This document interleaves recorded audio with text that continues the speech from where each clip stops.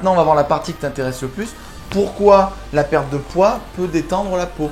Donc déjà, premier point à regarder, c'est ton état initial. Ça veut dire que plus tu as de kilos à perdre et plus tu vas accumuler de poids au fur et à mesure de ta vie. Salut les mini-diètes, c'est Anthony, diététicien diplômé, j'espère que vous allez bien. Aujourd'hui dans cette vidéo, on va parler d'un phénomène courant lorsque l'on perd du poids, c'est ce problème de peau qui finit par pendre. On va voir pourquoi cette peau a tendance des fois à se détendre et comment faire pour l'éviter.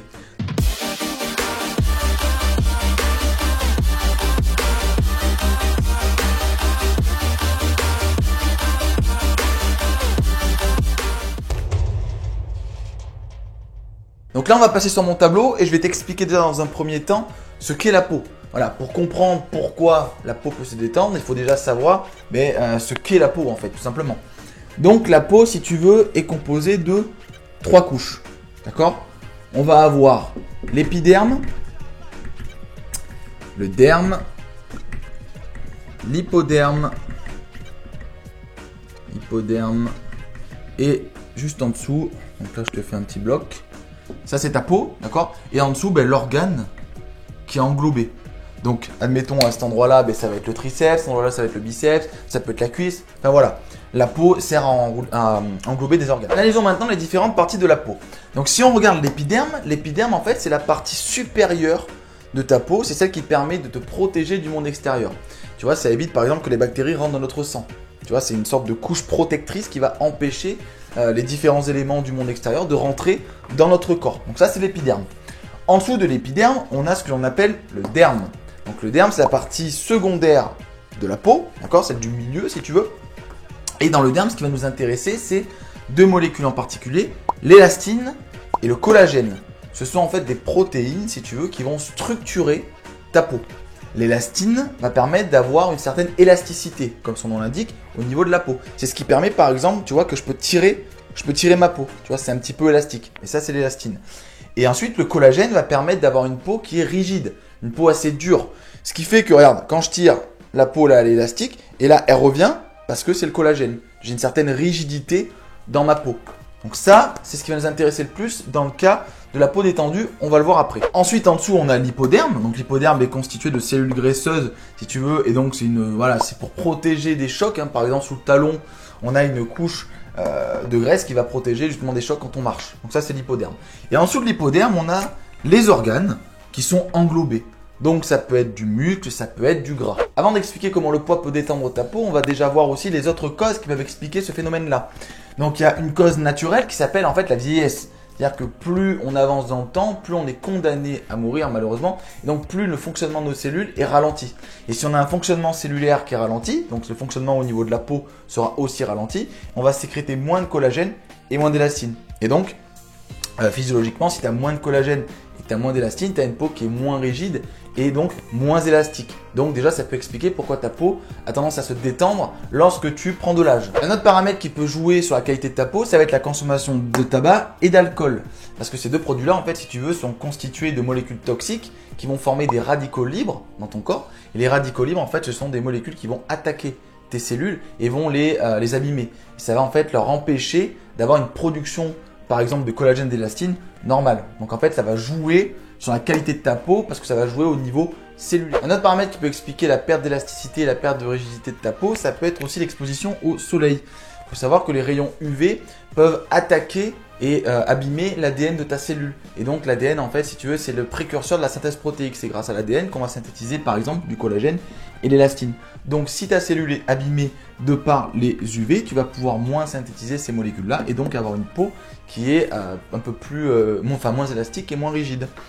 Le quatrième paramètre, ça va être l'alimentation déséquilibrée. L'alimentation peut aussi jouer sur la qualité de ta peau. Une alimentation riche en oxydants et pauvre en antioxydants peut venir perturber ton fonctionnement cellulaire. Au même titre que le tabac et l'alcool, si tu manges des aliments, par exemple des produits très transformés, industriels, très salés, très sucrés, ces produits-là contiennent des molécules oxydantes qui vont se transformer du coup en radicaux libres.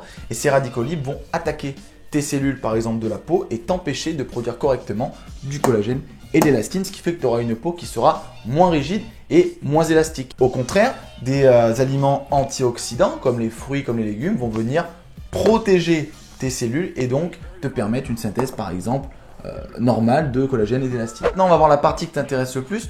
Pourquoi la perte de poids peut détendre la peau? Donc déjà, premier point à regarder, c'est ton état initial. Ça veut dire que plus tu as de kilos à perdre et plus tu vas accumuler de poids au fur et à mesure de ta vie, plus tu as de chances d'avoir une peau qui se détende. Pourquoi? Parce que comme on l'a vu tout à l'heure, la peau englobe tes organes, donc englobe le muscle et le gras. Et donc, si à un endroit de ton corps, tu as énormément de gras, du coup, tu as une peau qui est très très étirée. Et donc, potentiellement, quand tu vas perdre ce gras et donc que tu vas fondre, entre guillemets, ta peau va se retrouver sans rien en fait à englober. Donc, elle peut se détendre. En plus de la quantité de graisse que tu peux stocker, il y a aussi un facteur temps. Cela veut dire que si ça fait de nombreuses années que tu as des kilos qui sont localisés à un endroit, du coup, ta peau s'est adaptée par rapport à ces kilos-là. Et donc, ta peau, comme on l'a vu tout à l'heure, qui entoure tes organes, est déjà très détendue et habituée à être comme ça. Donc, quand tu vas perdre du poids, tu auras beaucoup plus de mal à revenir à un état initial. Alors que si tu as pris juste 3 kilos le mois dernier, bon ben là ta peau n'a pas eu le temps de s'adapter par rapport à ces kilos-là. Alors que si ça fait 20 ans que tu as 30 kilos en trop, ben ta peau du coup elle s'est adaptée. Donc tu auras plus de chances d'avoir une peau qui se détende lorsque tu perdras ce poids-là. Un autre paramètre qui peut expliquer que ta peau se détende lorsque tu perds du poids, ça va être la vitesse de perte de poids.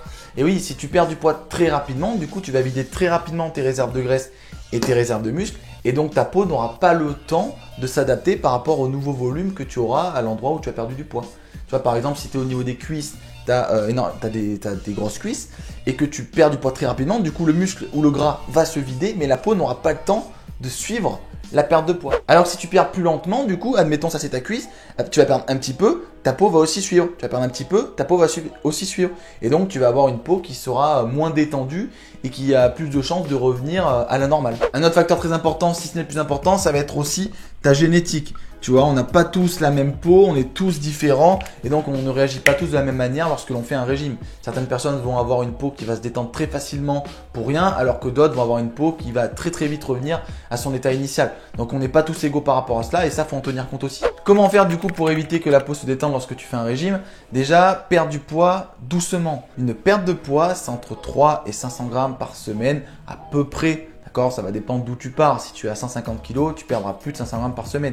Mais en moyenne, c'est entre 3 et 500 grammes par semaine, ce qui fait entre 1,5 kg et 2 kg par mois. Donc tous les régimes où tu perds 10 kg en un mois sont très dangereux pour ta santé et peuvent avoir aussi un impact sur l'élasticité et la rigidité de ta peau. Ensuite, tu vas pouvoir aussi jouer sur ton alimentation. Essaye d'avoir une alimentation riche en antioxydants avec des fruits et des légumes et pauvre en produits industriels et donc pauvre en oxydants. Donc ça, tu limiteras les perturbations au niveau cellulaire et donc tu n'empêcheras pas la production normale de collagène et d'élastine. Consomme aussi en quantité suffisante des lipides. Voilà, mange des oméga 6, mange des oméga 3, mange des matières grasses puisque tes cellules sont constituées de graisse de base. Donc si tu manques de matière grasse, tu peux déjà avoir aussi des problèmes au niveau de la qualité de ta peau. L'activité physique peut aussi t'aider puisqu'en prenant de la masse musculaire, du coup tu vas remplir ce vide qui aura été créé par la perte de gras. Donc ta peau aura plus de chances de s'adapter par rapport à ce nouveau volume et donc aura moins de chances du coup de se détendre. Ce que tu dois retenir dans cette vidéo, c'est que quand tu vas perdre du poids, tu ne vas pas systématiquement avoir la peau qui se détend. Cela va dépendre de beaucoup de paramètres comme l'âge et comme la génétique, donc ça tu ne peux rien y faire. Mais par contre, tu peux gérer la vitesse à laquelle tu perds du poids, tu peux gérer ton alimentation et si tu fais ça, tu auras une peau qui sera normale lorsque tu auras atteint ton objectif en termes de perte de poids. Tu vois, pour te rassurer, moi j'ai accompagné de nombreuses personnes à perdre 10, 15, 20, 30, 40 kilos et aucun n'a eu une peau qui était détendue. Tu vois, tout simplement parce qu'on a mis en place une vitesse normale de perte de poids. On a laissé le corps faire ce qu'il avait à faire. On l'a laissé s'adapter par rapport au kilo perdu et donc la peau c'est elle aussi adaptée. On a une machine qui est formidable qui s'appelle le corps humain. Donc si tu comprends comment il fonctionne et que tu mets en place les bonnes stratégies, du coup tu n'auras pas tous les désagréments que tu peux avoir lorsque tu décides de perdre du poids. Et voilà, on arrive à la fin de la vidéo. J'espère que ça t'a plu, j'espère que tu as pu comprendre comment éviter d'avoir une peau détendue lorsque tu fais un régime. Donc si ça t'a plu, n'hésite pas à partager, n'hésite pas à commenter et moi je te dis à plus tard dans la prochaine vidéo. Merci d'avoir regardé la vidéo jusqu'à la fin. Pour soutenir la chaîne, abonne-toi. Partage la vidéo et donne-moi en commentaire ton avis ainsi que des idées de futures vidéos que tu aimerais voir sur la chaîne. Tout ça va augmenter la visibilité de la chaîne et ça me motivera à te faire encore plus de contenu. En attendant la prochaine vidéo, tu peux t'inscrire sur la formation gratuite que j'ai créée, formation de 5 vidéos qui va t'expliquer en détail comment perdre du poids sans faire de régime, sans te frustrer et sans forcément faire de sport. Enfin, si tu souhaites aller plus loin et que tu as besoin d'être accompagné et que tu as des questions par rapport à mon programme d'accompagnement, sache que je suis disponible sur WhatsApp et que je prendrai le temps de te répondre personnellement en messages vocaux. Sinon, je te dis à plus tard et on se voit dans la prochaine vidéo.